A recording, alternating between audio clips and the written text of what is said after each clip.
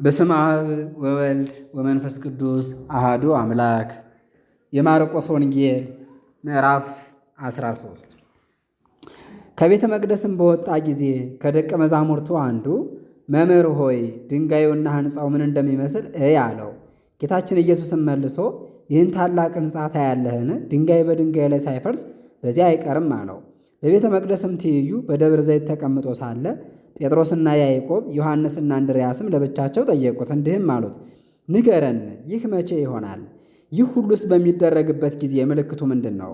ጌታችን ኢየሱስም መልሶ እንዲህ ይላቸው ጀመረ፣ እንዳያስቷችሁ ተጠንቀቁ። ብዙዎች እኔ ክርስቶስ ነኝ እያሉ በስሜ ይመጣሉና ብዙዎችንም ያስቷቸዋልና። ጦርነትንና የጦርነትንም ወሬ በሰማችሁ ጊዜ አትደንግጡ፣ ይህ ይሆን ዘንድ አለውና። ነገር ግን ፍጻሜው ገና ነው። ሕዝብ በሕዝብ ላይ መንግሥትም በመንግሥት ላይ ይነሳል። በየቦታውም የምድር መናወጥ ይሆናል፣ ረሃብም ይመጣል። ይህ የጻዕር መጀመሪያ ነው። እናንተ ግን ለራሳችሁ ተጠንቀቁ። ምስክር ሊሆንባቸው ወደ አደባባይ ይወስዷችኋል፣ በየምኵራቡም ይገርፏችኋል። ስለ እኔም ወደ አለቆች ወደ ነገሥታትም ያደርሷችኋል። ለአሕዛብም ሁሉ አስቀድሞ ወንጌል ሊሰበክ ይገባል። ወስደውም አሳልፈው በሚሰጧችሁ ጊዜ ምን እንደምትናገሩ አስቀድማችሁ አትጨነቁ። ነገር ግን ያን ጊዜ የሚሰጣችሁን ተናገሩ፣ መንፈስ ቅዱስ ነው እንጂ እናንተ የምትናገሩ አይደላችሁምና። ወንድም ወንድሙን አባትም ልጁን ለሞት አሳልፎ ይሰጣል። ልጆችም በወላጆቻቸው ላይ ይነሳሉ፣ ይገድሏቸዋልም። ስለ ስሜ በሰው ሁሉ ዘንድ የተጠላችሁ ትሆናላችሁ። እስከ ፍጻሜ የሚታገስ ግን እርሱ ይድናል። ነገር ግን በነቢዩ በዳንኤል የተነገረውን የጥፋት ርኩሰት በማይገባው በቅዱስ ቦታ ላይ ቆሞ ባያችሁ ጊዜ የሚያነበው ያስተውል። ያን ጊዜም በይሁዳ ያሉ ወደ ተራሮች ይሽሹ፣ በሰገነት ላይ ያለም ወደ ምድር ቤት አይውረድ፣ በቤቱ ውስጥ ያለውን የሚወስድ ዘንድ አይግባ፣ በዱር ያለም ልብሱን ይወስድ ዘንድ ወደ ኋላው አይመለስ። ነገር ግን በዚያ ወራት ለጸነሱና ለሚያጠቡ ወዮላቸው። ነገር ግን ሽሽታችሁ በክረምት እንዳይሆን ጸልዩ። በዚያ ወራት እግዚአብሔር ዓለሙን ከፈጠረበት ጊዜ ጀምሮ እስከ ዛሬ እንደርሱ ያልሆነ እንግዲህም ደግሞ የማይሆን ጽኑ መከራ ይሆናልና። እግዚአብሔር እነዚያን ቀኖች ባያሳጥራቸው ኖሮ ሥጋ የለበሰ ሁሉ ባልዳነም ነበር። ነገር ግን እግዚአብሔር ስለመረጣቸው ሰዎች እነዚያ ቀኖች ያጥራሉ።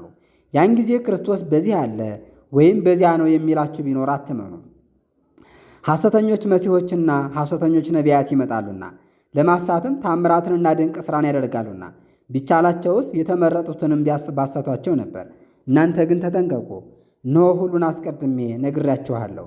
ነገር ግን ያን ጊዜ ከዚህ ሁሉ መከራ ጋር ፀሐይ ይጨልማል፣ ጨረቃም ብርሃኑን አይሰጥም፣ ከዋክብትም ከሰማይ ይወድቃሉ፣ የሰማያትም ኃይላት ይናወጣሉ። ያን ጊዜም የሰውን ልጅ በብዙ ኃይልና ክብር በደመና ሲመጣ ያዩታል። ያን ጊዜም መላእክትን ይልካቸዋል፣ የተመረጡትንም ከምድር ዳርቻ እስከ ሰማይ ዳርቻ ከአራቱ ማዕዘን ይሰበስቧቸዋል። ምሳሌውንም ከበለስ ወቁ። ጫፏ የለመለመ ቅጠሏም ያቆጠቆጠ እንደሆነ ያን ጊዜ መከር እንደደረሰ ታውቃላችሁ። እንዲሁ እናንተም ይህን ሁሉ እንደሆነ ባያችሁ ጊዜ ከደጃፍ እንደደረሰ ወቁ። እውነት እላችኋለሁ ይህ ሁሉ ሳይደረግ ይህች ትውልድ አታልፍም። ሰማይና ምድር ያልፋሉ፣ ቃሌ ግን አያልፍም። ስለዚያች ቀን ወይም ስለዚያች ሰዓት ግን የሰማይ መላእክትም ቢሆኑ ወልድም ቢሆን ከአብ በቀር የሚያውቅ የለም። ጊዜው መቼ እንደሚሆን አታውቁምና ተጠንቀቁ፣ ትጉ፣ ጸልዩም። ቤቱን ትቶ ለአገልጋዮቹም ከእነርሱ ለእያንዳንዳቸው ሥራቸውን ሰጥቶ በረኛውንም እንዲተጋ አዝዞ ወደ ሩቅ ሀገር እንደሚሄድ ሰው ነውና። እንግዲህ ባለቤቱ መቼ እንደሚመጣ በማታ ወይም በመንፈቀ ሌሊት ወይም ዶሮ ሲጮህ ወይም በማለዳ እንደሆነ አታውቁምና ድንገት እንዳይመጣባችሁ ተኝታችሁም እንዳያገኛችሁ ትጉ። እነሆ ለእናንተ የምናገረውን ለሁሉ እላለሁ፣ ትጉ። የማርቆስ ወንጌል ምዕራፍ 14። ከሁለት ቀንም በኋላ ፋሲካና የቂጣ በዓል ነበረ። የካህናት አለቆችና ጸሐፊዎችም ሊተናኮሉት ሊይዙትና ሊገድሉት ይሹ ነበረ። ሕዝቡም እንዳይታወኩ በበዓል አይሁን አሉ። እርሱም በቢታንያ በለምጻሙ በስምዖን ቤት በማዕድ ተቀምጦ ሳለ አንዲት ሴት ዋጋው የከበረ ጥሩ የናርዶስ ሽቱ የሞላበት የአልባስጥሮስ ብልቃጥ ይዛ መጣች። ብልቃጡንም ከፍታ በራሱ ላይ አፈሰሰችው። እንዲህም ብለው የተቆጡ ነበሩ፣ የዚህ ሽቱ ጥፋቱ ይህን ያህል ለምንድን ነው? ይህ ሽቱ ከ300 ዲናር በላይ ተሽጦ ለነዳያን ሊሰጥ ባልተቻለም ነበር። እርሷንም ገሰጿት። ጌታችን ኢየሱስም እንዲህ አላቸው፣ ሴቲቱን ተዋት፣ አታድክሟትም። ለእኔ መልካም ሥራ ሰርታለች። ነዳያንንስ ዘወትር በእናንተ ዘንድ ታገኟቸዋላችሁ፣ በወደዳቸውም ጊዜ መልካም ታደርጉላቸዋላችሁ። እኔን ግን ዘወትር የምታገኙኝ አይደለም። ይህችም ያላትን አደረገች። አስቀድማም ለቀብሬ ሥጋዬን ቀባች። እውነት እላችኋለሁ ይህን ወንጌል በሚሰብኩበት በዓለሙ ሁሉ ይህች ሴት ያደረገችውን ይናገሩላታል ያስቧታልም። ከ12ቱ አንዱ ያስቆሮቱ ሰው ይሁዳም ለእነርሱ አሳልፎ ይሰጣቸው ዘንድ ወደ ካህናት አለቆች ሆደ። ሰምተውም ደስ አላቸውና 30 ብር ሊሰጡት ተዋዋሉት። በስውርም አሳልፈው ሊሰጣቸው ይሻ ነበር። የፋሲካውንም በግ በሚያርዱበት በመጀመሪያው የቂጣ በዓል ቀን ደቀ መዛሙርቱ ፋሲካን ትበላ ዘንድ ወዴት ሄደን ልናዘጋጅልህ ትወዳለህ አሉት። ከደቀ መዛሙርቱም ሁለቱን ላካቸው፣ እንዲህም አላቸው፣ በፊታችሁ ወዳለችው ከተማ ሄዱ። የውሃ ማድጋ የተሸከመ ሰውም ታገኛላችሁ። እርሱንም ተከተሉት። ወደ ገባበትም ቤት ገብታችሁ ባለቤቱን መምህር ከደቀ መዛሙርቱ ጋር ፋሲካን የሚበላበት አዳራሽ ወዴት ነው ብሎሃል በሉት። እርሱም የተነጠፈና የተዘጋጀ ታላቅ አዳራሽ ያሳያቸዋል። በዚያ አዘጋጁልን። ደቀ መዛሙርቱም ወደ ከተማ ሄዱ፣ እንዳላቸውም አገኙና ፋሲካን አዘጋጁ። በመሸም ጊዜ ከ12ቱ ደቀ መዛሙርቱ ጋር ሄደ። በማዕድም ላይ ተቀምጠው ሲበሉ ጌታችን ኢየሱስ እንዲህ አላቸው፣ እውነት እላችኋለሁ ከእናንተ አንዱ እርሱም ከእኔ ጋር የሚበላው ያስይዘኛል። እያንዳንዳቸውም ከቶ እኔ እሆን እያሉ ይተክዙ ጀመረ። እርሱም መልሶ እንዲህ አላቸው፣ ከ12ታችሁ አንዱ ከእኔ ጋር እጁን ወደ ወጭቱ የሚያጠልቀው ነው። የሰው ልጅስ ስለ እርሱ እንደተጻፈ ይሄዳል። ነገር ግን የሰው ልጅ በእጁ ለሚሰጥ ለዚያ ሰው ወዮለት። ያ ሰው ባልተወለደ በተሻለው ነበር። ሲበሉም ጌታችን ኢየሱስ ኅብስቱን አንስቶ ባርኮ ቆርሶም ይህ ሥጋዬ ነው እንኩ ብሎ ሰጣቸው። ጽዋውንም አንስቶ አመስግኖ እንኩ ሁላችሁም ከእርሱ ጠጡ ብሎ ሰጣቸው። እንዲህም አላቸው፣ ስለ ብዙዎች የሚፈሰው የአዲስ ኪዳን ደሜ ይህ ነው። እውነት እላችኋለሁ በእግዚአብሔር መንግሥት አዲስ አድርጌ እስከምጠጣበት እስከዚያች ቀን ድረስ እንግዲህ ከዚህ የወይን ፍሬ ጭማቂ አልጠጣም። የምስጋና መዝሙርም ከዘመሩ በኋላ ወደ ደብረ ዘይት ወጡ። ጌታችን ኢየሱስም ደቀ መዛሙርቱን እንዲህ አላቸው፣ በዚች ሌሊት ሁላችሁ ትክዱኛላችሁ። ጠባቂውን እገድለዋለሁ፣ በጎቹም ይበተናሉ የሚል ጽሑፍ አለና፣ ነገር ግን ከተነሳው በኋላ ወደ ገሊላ ቀድማችኋለሁ። ጴጥሮስም ሁሉም ቢክዱህ እንኳ እኔ ከቶ አልክድህም አለው። ጌታችን ኢየሱስም እውነት እልሃለሁ ዛሬ በዚች ሌሊት ዶሮ 2 ጊዜ ሳይጮህ አንተ 3 ጊዜ ትክደኛለህ አለው። ጴጥሮስ ግን ቃሉን አበርትቶ ከአንተ ጋር የምሞት እንኳ ቢሆን ከቶ አልክድህም አለ። ሁሉም እንደርሱ አሉ። ጌቴሴማኒ ተብላ ወደምትጠራ የአትክልት ቦታም ሄዱ። ደቀ መዛሙርቱንም ወደዛ ሄጄ እስክጸልይ ድረስ በዚያ ተቀመጡ አላቸው። ጴጥሮስን ያዕቆብንና ዮሐንስንም ከእርሱ ጋር ወሰዳቸው። ያዝንና የተክዝም ጀመረ። እንዲህም አላቸው፣ ነፍሴ እስከ ሞት ድረስ እጅግ አዘነች። በዚህ ተቀመጡ፣ እንግዲህም ትጉ። ከዚህም በኋላ ጥቂት እልፍ ብሎ በምድር ላይ ሰገደ። ይቻል እንደሆነ ያች ሰዓት ከእርሱ ታልፍ ዘንድ ጸለየ። አባት ሆይ ሁሉ ይቻልሃል፣ ይችን ጽዋ ከኔ ያሳልፋት። ነገር ግን የአንተ ፈቃድ ይሁን የእኔ ፈቃድም አይደለም። በተመለሰ ጊዜም ተኝተው አገኛቸው። ጴጥሮስንም እንዲህ አለው፣ ስምዖን ሆይ ተኝተሃልን? አንዲት ሰዓት እንኳ መትጋት አትችልምን? ወደ ፈተናም እንዳትገቡ ተግታችሁ ጸልዩ። መንፈስ ይሻልና ሥጋ ግን ይደክማልና። ዳግመኛም ሄዶ ጸለየ፣ ያንኑ ቃል ብቻም ተናገረ። ዳግመኛም በተመለሰ ጊዜ ተኝተው አገኛቸው። ዓይኖቻቸው በእንቅልፍ ፈዘው ነበርና የሚናገሩትንም አያውቁም ነበርና። በሦስተኛውም መጥቶ እንዲህ አላቸው፣ እንግዲህስ ተኙ ዕረፉም። አሁንም ጊዜው ደርሷልና እነሆ የሰውን ልጅ በኃጥአን እጅ አሳልፈው ይሰጡታል። ተነሱ እንሂድ፣ እነሆ የሚያስይዘኝ መጥቷል። ሲነጋገራቸውም ወዲያውኑ ከ12ቱ አንዱ ያስቆሮቱ ሰው ይሁዳ መጣ። ከእርሱም ጋር ከካህናት አለቆች ከጸሐፊዎችና ከሽማግሎችም የተላኩ ሾተልና ጎመድ የያዙ ብዙ ሰዎች ነበሩ። የሚያስይዘውም ምልክት ሰጣቸው። የምስመው እርሱ ነውና የያዙት፣ ተጠንቀቃችሁም ውሰዱት አላቸው። ያን ጊዜም ወደ እርሱ መጣና መምህር ሆይ ብሎ ሳመው። በእርሱም ላይ እጃቸውን ዘርግተው ያዙት። ከእርሱ ጋር ቆመው ከነበሩት አንዱ ሰይፉን መዞ የሊቀ ካህናቱን አገልጋይ መታው፣ ጆሮውንም ቆረጠው። ጌታችን ኢየሱስም መልሶ እንዲህ አላቸው፣ እንደ ሌባ ተከታትላችሁ በሾተልና በጎመድ ልትይዙኝ መጣችሁን? በመቅደስም ሳስተምር ዘወትር ከእናንተ ጋር ስኖር አልያዛችሁኝም። ነገር ግን በመጻሕፍት ያለው ይፈጸም ዘንድ ይህ ሆነ። ደቀ መዛሙርቱም ሁሉ ትተውት ሸሹ። ዕርቃኑን በነጠላ የሸፈነ አንድ ጎልማሳም ይከተለው ነበር።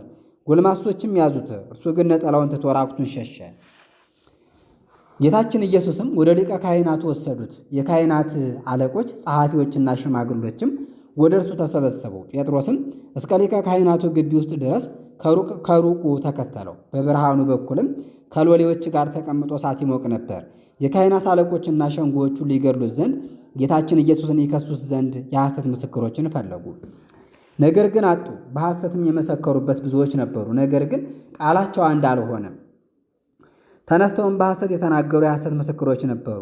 እኔ ይህን የሰው እጅ የሠራውን ቤተ መቅደስ አፍርሼ በሦስተኛው ቀን የሰው እጅ ያልሠራው ሌላ ቤተ መቅደስ እሠራለሁ ሲል እኛ ሰምተነዋል አሉ። ከዚህም ጋር ምስክርነታቸው አንድ አልሆነም። ሊቀ ካህናቱን በመካከላቸው ተነስቶ እነዚህ ይህን ያህል ሲመሰክሩብህ የምትመልሰው አንዳች የለህምን ብሎ ጌታችን ኢየሱስን ጠየቀው። እርሱ ግን ዝም አለ፣ ምንም አልመለሰለትም። ሊቀ ካህናቱም ዳግመኛ መረመረው። የቡሩክ ልጅ ክርስቶስ አንተ ነህን አለው። ጌታችን ኢየሱስም አዎን እኔ ነኝ፣ የሰውን ልጅ በኃይል ቀኝ ተቀምጦ በሰማይ ደመና ሲመጣ ታዩታላችሁ አለው። ሊቀ ካህናቱም ልብሱን ቀዶ እንዲህ አለ፣ እንግዲህ ምን ምስክር ትሹለታላችሁ? እነሆ እናንተ ራሳችሁ ስድቡን ሰማችሁ። እንግዲህ ምን ትላላችሁ? ሁሉም ሞት ይገባዋል ብለው ፈረዱበት። ከመካከላቸውም አንዳንዶች ይተፉበት ነበር፣ ፊቱንም ሸፍነው ራሱን ይመቱትና ክርስቶስ ትንቢት ተናገር ይሉት ነበር። ሎሌዎችም መላልሰው በጠፊ እየመቱ ወሰዱት። ጴጥሮስም በግቢ ውስጥ በታች ቤት ሳለ ከሊቀ ካህናቱ ገረዶች አንዲት ብላቴና መጣች። ጴጥሮስንም እሳት ሲሞቅ አየችው። አስተውላም አንተ ከናዝሬቱ ከኢየሱስ ጋር ነበርክ አለችው። እርሱ ግን የምትየውን አላውቅም ልብም አላደርገውም ብሎ ካደ። ከቅጽሩም ወደ ውጭ ወደ ደጅ ወጣ፣ ዶሮም ጮኸ። ዳግመኛም ሌላይቱ ብላቴና አየችውና ከዚያ ቆመው ለነበሩት ይህም ከእነርሱ ወገን ነው አለቻቸው። እርሱም ሁለተኛ ካደ። ከጥቂት ጊዜም በኋላ ከዚያ ቆመው የነበሩት ጴጥሮስን በእውነት አንተ ከእነርሱ ወገን ነህ፣ አንተ ገሊላዊ ነህና አነጋገርህም ያስታውቅብሃል አሉት። እርሱ ግን ይህ የምትሉትን ሰው አላውቀውም እያለ ይምልና ይረገም ጀመር። ያን ጊዜም ዶሮ ሁለተኛ ጮኸ። ጴጥሮስም ዶሮ ሁለት ጊዜ ሳይጮህ 3 ጊዜ ትክደኛለህ ያለውን የጌታችን የኢየሱስን ቃል አስቦ አለቀሰ። የማርቆስ ወንጌል ምዕራፍ 15። በነጋ ጊዜም የካህናት አለቆች፣ ሽማግሌዎችና ጸሐፊዎች ሸንጎውም ሁሉ ተማከሩ። ጌታችን ኢየሱስንም አስረው ወስደው ለጲላጦስ ሰጡት። ጲላጦስም የአይሁድ ንጉሥ አንተ ነህን ብሎ ጠየቀው። ጌታችን ኢየሱስም አንተ ትላለህ አለው። የካህናት አለቆችም በብዙ ነገር ከሰሱት፣ እርሱ ግን የመለሰው ነገር የለም። ጲላጦስም ይህን ያህል ሲከሱህ አንዳች አትመልስምን ብሎ እንደገና ጠየቀው። ጌታችን ኢየሱስ ግን ጲላጦስ እስኪያደንቀው ድረስ ምንም አልመለሰለትም። በየበዓሉም ከእስረኞች የመረጡትን አንዱን ይፈታላቸው ነበረ። ከክፉ አድራጊዎችና ከነፍሰ ገዳዮች ጋር የታሰረ ስሙ በርባን የሚባል አንድ ሰው ነበር። ሕዝቡም ወጥተው እንዳስለመድ ያደርግላቸው ዘንድ እየጮኹ ለመኑ። ጲላጦስም መልሶ የአይሁድን ንጉሥ እፈታላችሁ ዘንድ ትወዳላችሁን አላቸው። የካህናት አለቆች በቅናት አሳልፈው እንደሰጡት ያውቅ ነበርና። የካህናት አለቆች ግን በርባንን እንዲፈታላቸው ይለምኑት ዘንድ ሕዝቡን አነሳሷቸው። ጲላጦስም መልሶ እንግዲህ የአይሁድ ንጉሥ የተባለውን ምን ላደርገው ትወዳላችሁ አላቸው። እነርሱም እንደገና ስቀለው እያሉ ጮኹ። ጲላጦስም ምን ክፉ ሥራ ሠራ አላቸው። እነርሱ ግን ስቀለው እያሉ አብዝተው ጮኹ። ጲላጦስም የሕዝቡን ፈቃድ ሊያደርግ ወዶ በርባንን ፈታላቸው። ጌታችን ኢየሱስንም ገርፎ ሊሰቅሉት ሰጣቸው። ወታደሮችም ወደ ግቢ ውስጥ ወደ ፍርድ ሸንጎ አገቡት። ባለወጎቹንም ጭፍሮች ሁሉ ጠሩ። ቀይ ሐርም አለበሱት። የእሾህ አክሊልም ጎንጉነው ደፉበት፣ ተዘባበቱበትም። የአይሁድ ንጉሥ ሆይ ሰላም ላንተ ይሁን አሉት። ራሱንም በዘንግ ይመቱትና የተፉበት፣ ተንበርክከውን በፊቱ ይሰግዱለት ነበር። ከተዘባበቱበትም በኋላ ያን ቀይ ሐር ገፈፉት፣ ልብሱንም አልብሰው ወደሚሰቅሉበት ቦታ ወሰዱት። ስምዖን ቀሬናዊ የተባለ አንድ መንገድ አላፊ እርሱንም የእስክንድሮስና የሩፎስ አባት ከዱር ሲመጣ መስቀሉን ይሸከም ዘንድ አስገደዱት። በትርጓሜው የራስ ቅል ወደሚሉት ቦታ ጎልጎታ ወደሚባል ስፍራ ወሰዱት። ከከርቤም ጋር የተቀላቀለ ወይን እንዲጠጣ ሰጡት። እርሱ ግን አልጠጣም። ሰቀሉትም። በልብሱም ላይ ዕጣ ተጣጥለው እንደ ድርሻቸው ተካፈሉ። ሲሰቅሉትም 3 ሰዓት ነበር። የበደሉ ደብዳቤም የአይሁድ ንጉሥ ነው ይል ነበር። ከእርሱ ጋርም 2 ወንበዴዎችን አንዱን በቀኙ አንዱንም በግራው ሰቀሉ። መጽሐፍም ከአመፀኞች ጋር ተቆጠረ ያለው ተፈጸመ። መንገድ ተላላፊዎችም ይሰድቡት ነበር። ራሳቸውንም እየነቀነቁ እንዲህ ይሉት ነበር፣ ቤተ መቅደስን የምታፈርሰው በ3 ቀንም የምትሠራው ሆይ ከመስቀል ወርደህ ራስህን አድን። እንዲሁ የካህናት አለቆችና ጸሐፊዎችም እየዘበቱበት ሌላውን የሚያድን ራሱን ማዳን የማይችል ይሉት ነበር። እርሱ የእስራኤል ንጉሥ ክርስቶስ ከሆነ እስኪ አሁን ከመስቀሉ ይውረድና አይተን እንመንበት አሉ። አብረውት የተሰቀሉትም ያሽሟጥጡት ነበር። ቀትርም በሆነ ጊዜ ፀሐይ ጨለመ፣ ምድርም ሁሉ እስከ 9 ሰዓት ድረስ ጨለማ ሆነ። 9 ሰዓትም በሆነ ጊዜ ጌታችን ኢየሱስ በታላቅ ቃል ኤሎሄ ኤሎሄ ላማ ሰበክታኒ ብሎ ጮኸ። ትርጓሜውም አምላኬ አምላኬ ለምን ተውከኝ ማለት ነው። በዚያ ቆመው ከነበሩትም ኤልያስን ይጠራል አሉ። አንዱም ሮጠና ሰፍነጉን መጻጻ መልቶ በዘንግ አስሮ አወጣውና ዝም በሉ ኤልያስ መጥቶ ያወርደው እንደሆነ እንይ አለ። ጌታችን ኢየሱስም በታላቅ ድምፅ ጮኸ፣ ነፍሱንም ከሥጋው ለየ። የቤተ መቅደሱ መጋረጃም ከላይ እስከታች ከሁለት ተቀደደ። ፊት ለፊት የቆመው የመቶ አለቃም እንዲህ ጮሆ እንደሞተ ባየ ጊዜ ይህ ሰው በእውነት የእግዚአብሔር ልጅ ነው አለ። ከሩቅም ቆመው የሚያዩት ሴቶች ነበሩ። እነርሱም ማርያም መግደላዊት፣ የታናሹ ያዕቆብና የዮሳ እናት ማርያም፣ ሰሎሜም ነበሩ። እነዚህም ከገሊላ ጀምሮ ይከተሉትና ያገለግሉት የነበሩ ናቸው። ሌሎችም ብዙዎች ከእርሱ ጋር ወደ ኢየሩሳሌም ይወጡ ነበሩ። ያን ጊዜም ዓርብ ሲመሽ የሰንበት መግቢያ ነበር። ደግና ምክር አዋቂ የነበረ እርሱም የእግዚአብሔርን መንግሥት ተስፋ ያደርግ የነበረ የአርማትያሱ ዮሴፍ መጣ። ደፍሮም ወደ ጲላጦስ ገባና የጌታችን ኢየሱስን ሥጋ ለመነ። ጲላጦስም እንዴት እንደሞተ አደነቀ። ወታደሩንም ጠርቶ ፈጽሞ ሞተን አለው። ወታደሩም አዎን ሞተ አለው። እንደ ሞተም ከወታደሩ ተረድቶ ሥጋውን ለዮሴፍ እንዲሰጡ ታዘዘ። ዮሴፍም በፍታ ገዛ። አውርዶም በበፍታ ገንዞ ከዓለት ባስፈለፈለው አዲስ መቃብር ቀበረው። ድንጋይም አገላብጦ የመቃብሩን አፍ ገጠመ።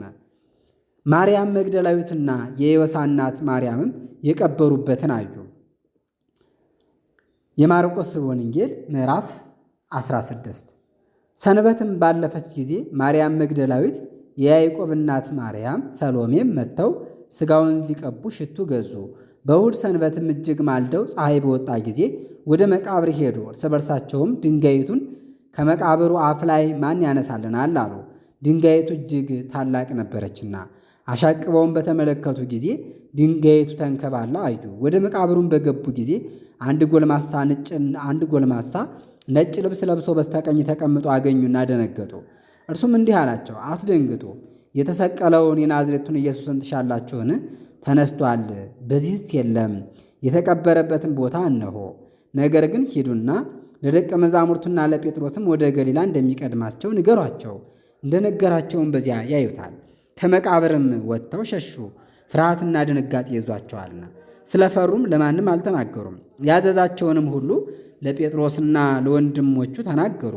ጌታችን ኢየሱስም ከሙታን ተለይቶ ከተነሳ በኋላ ተገለጠላቸውና ለዘላለም ሕይወት የሚሆን የማይለወጥ ቅዱስ ወንጌልን ለፍጥረቱ ሁሉ ከምሥራቅ እስከ ምዕራብ ይሰብኩ ዘንድ ላካቸው። በእሑድ ሰንበትም ማለዳ ተነስቶ 7 አጋንንትን ላወጣላት ለማርያም መግደላዊት አስቀድሞ ታያት። እርሷም ሄዳ ከእርሱ ጋር ለነበሩት ሲያዝኑና ሲያለቅሱ ሳሉ ነገረቻቸው። እነርሱ ግን ሕያው እንደሆነ ለእርሷም እንደተገለጠላት በሰሙ ጊዜ አላመኗትም። ከዚህም በኋላ ከእነርሱ ለሁለቱ ወደ ገጠር ሲሄዱ በሌላ መልክ ተገለጠላቸው። እነርሱም ደግሞ ሄደው ለባልንጀሮቻቸው ነገሩ። እነርሱንም ቢሆን አላመኗቸውም።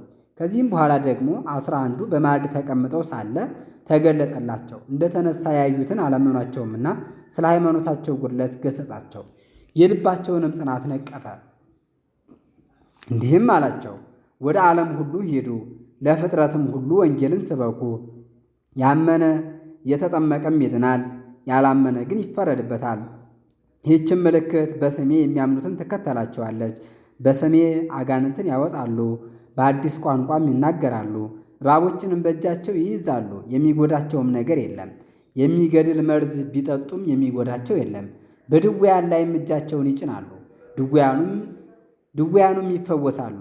ጌታችን ኢየሱስም ከተነጋገራቸው በኋላ ወደ ሰማይ አረገ፣ በአባቱም በእግዚአብሔር ቀኝ ተቀመጠ። እነርሱም ወጥተው ጌታ እየረዳቸው ቃሉን በማያቋርጥ ታምር እያጸናላቸው በስፍራ ሁሉ አስተማሩ።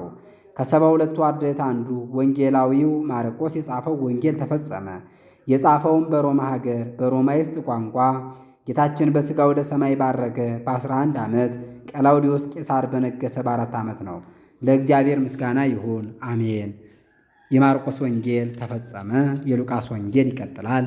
ረድኤተ እግዚአብሔር አይለየን።